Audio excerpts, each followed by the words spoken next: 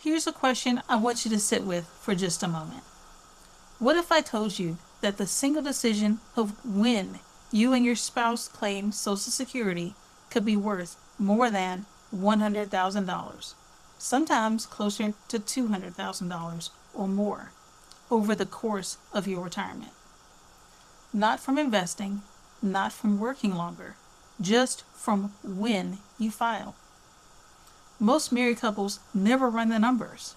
They claim when it feels right, or when a neighbor says they did, or because they hit 62 and figured, why wait? And they leave a staggering amount of money behind. Money that was rightfully theirs. Today, we're going to fix that. I'll walk you through the 3 most powerful strategies married couples can use to maximize their lifetime Social Security benefits. We're talking real strategies, real numbers, and real consequences, explained simply, so you can actually use this information. Stay with me through the end, because I have something for you that can make all of this personal to your situation. Let's get into it. First, I want you to understand something that a lot of people miss. Social Security was never designed as a one-size-fits-all program. For married couples, it has built-in protections and benefits that most people don't even know exist. Spousal benefits, survivor benefits, and a variety of claiming combinations that can dramatically change your outcome. Here's the problem. Most couples pick their claiming strategy based on one question: when can I start getting my money? But that's the wrong question.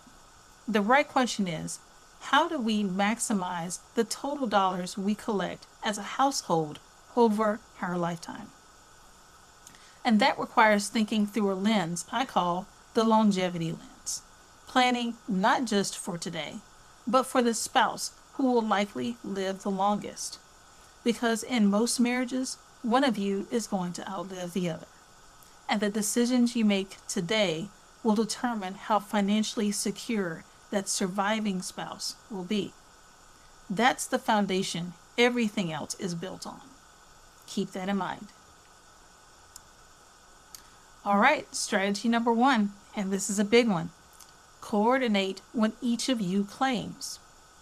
Here's the general rule of thumb that works well for most married couples. The lower earner claims earlier, and the higher earner delays as long as possible, ideally to age 70. Now, let me explain why this matters so much. Every year you delay claiming Social Security past your full retirement age, which for most people today is 66 or 67, your benefit grows by 8% up to age 70. That's a guaranteed 8% annual increase.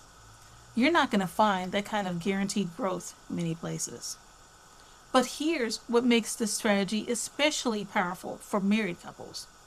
When one spouse passes away, the surviving spouse doesn't keep both checks.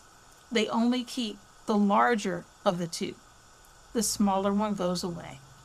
So if the higher earner delays to 70 and builds up the largest possible benefit, that maximized benefit becomes the permanent survivor benefit for the rest of the surviving spouse's life.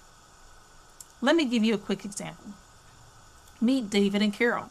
David is a higher earner. His Social Security benefit at his full retirement age of 67 is $2,400 a month. But if David delays to 70, that benefit grows to approximately $2,976 a month. That's $576 more every single month for life. Now Carol, the lower earner, claims at 64. Her benefit is $1,100 a month. That income helps him cover living expenses while David waits. If David passes away first, Carol doesn't lose everything. She steps up to David's $2,976 benefit, the highest it could possibly be, because David made the disciplined decision to wait. That one decision, delaying the higher earner to 70, could mean $300, $400, even $500 more per month for the surviving spouse, every month for the rest of their life. That's the power of coordination. Strategy number 2 is closely connected to what we just talked about, but it deserves its own spotlight: protecting the survivor benefit. Here's a reality that most couples aren't prepared for. When one spouse dies, the household loses one Social Security check. Income drops, sometimes significantly, but expenses, they don't drop nearly as much. Medicare premiums still come, utilities still come, housing costs still come, and if there are any health issues involved, those costs often increase right at the time income decreases. That income gap is sometimes called the widow's penalty, and it hits surviving spouses hard, especially women who statistically live longer and often had lower lifetime earnings. So, how do you protect against it? Step 1: maximize the higher earner's benefit by delaying to 70. We just covered that. Step 2: don't let the fear of, what if I die early, push the higher earner into claiming too soon. I understand the concern. It feels like gambling. But here's the reality.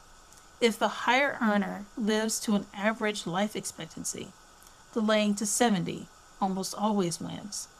And if they live longer than average, which more and more retirees are doing, that gap can be enormous.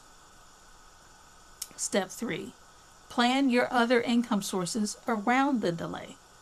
If you need income while the higher earner waits, that's where your savings, investments, or a guaranteed income source can fill the gap. And I'll say this clearly. One of the most effective tools I've seen for bridging that gap is a fixed index annuity with a guaranteed income rider. It can generate steady, predictable income during a delay period, so you're not forced to claim Social Security early just because you need cash flow. We'll come back to that in a minute. One more note here. Even after the first spouse passes, the surviving spouse may still face IRMA surcharges. Those are the Medicare premium increases triggered by higher income. Why?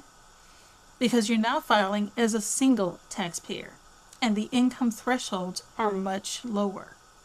Proper income planning before that happens can save thousands of dollars a year in Medicare costs alone. Strategy number 3 is one that confuses a lot of people, so I'm going to break it down simply. Understand how spousal benefits work and how the filing rules apply to you. Here's the basic rule. A spouse who didn't work or who had significantly lower earnings may be eligible for a spousal benefit up to 50% of the higher earner's full retirement age benefit. That's not 50% of what the higher earner actually collects. It's 50% of the full retirement age benefit, the amount they would receive if they claimed right at their full retirement age. So in our example, David's full retirement age benefit is $2,400. Carol's spousal benefit ceiling would be $1,200 a month. If Carol's own benefit, based on her own work record, is less than $1,200, she'd receive the higher amount, the spousal benefit. Now, here's something important. There used to be a strategy called the restricted application that allowed some higher earners to claim only the spousal benefit first and let their own benefit grow. That strategy has largely been eliminated. For anyone born after January 1st, 1954, which is almost everyone who is newly retiring today, you must file for all available benefits at the same time. You can't cherry pick anymore. However, and this is important, surviving spouses still have flexibility. If your spouse has already passed and you have the ability to claim the survivor benefit at one age and switch to your own benefit later, or vice versa, that's a planning opportunity that a surprising number of widows and widowers miss entirely. One more thing. If you were married for at least 10 years and are now divorced, You may still be eligible for spousal or survivor benefits based on your ex-spouse's record, without reducing their benefit at all. If that applies to you, it's absolutely worth looking into. The bottom line, before either of you files for Social Security, you need to know your full retirement age benefit, your spouse's full retirement age benefit, and how those numbers interact. Don't file blind. Now, I want to zoom out for a moment because Social Security doesn't exist in a vacuum. It's one piece of your retirement income picture, and the decisions you make around it affect everything else. Here's a situation many couples find themselves in. They know they should delay Social Security. They understand the math, but when it comes time to actually do it, they feel like they can't because they don't have enough reliable income to live on while they wait. So they claim early. They lock in a permanently reduced benefit, and they spend the rest of their retirement wishing they had waited. That's why I always say your Social Security strategy and your income strategy have to be built together.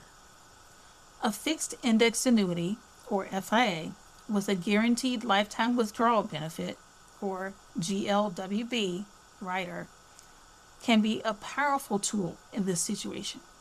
Here's how it works in the context of Social Security planning.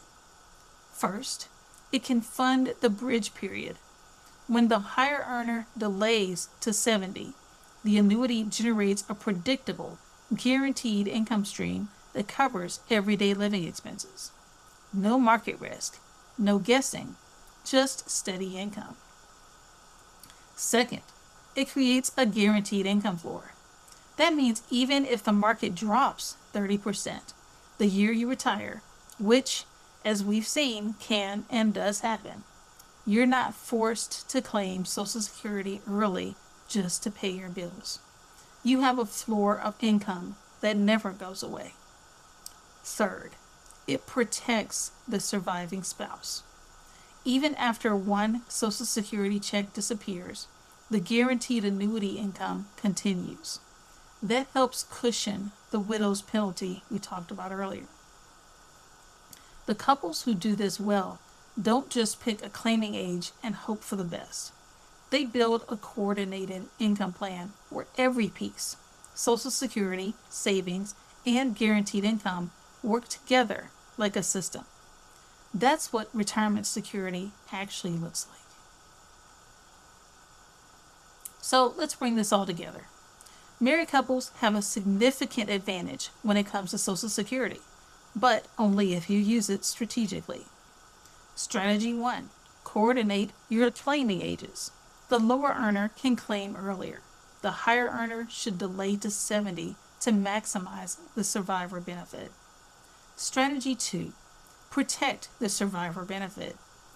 The widow's penalty is real, and the best defense is building the highest possible benefit for the higher earner before either of you files. Strategy 3. Understand spousal benefits and the rules. Know your numbers, know the filing rules, and don't leave money on the table out of confusion. And remember, none of this works in isolation. Your Social Security strategy needs to be built alongside your overall retirement income plan. If you'd like to learn more, take a look at the free booklet called Retire Smart. It's linked on the page in the description box.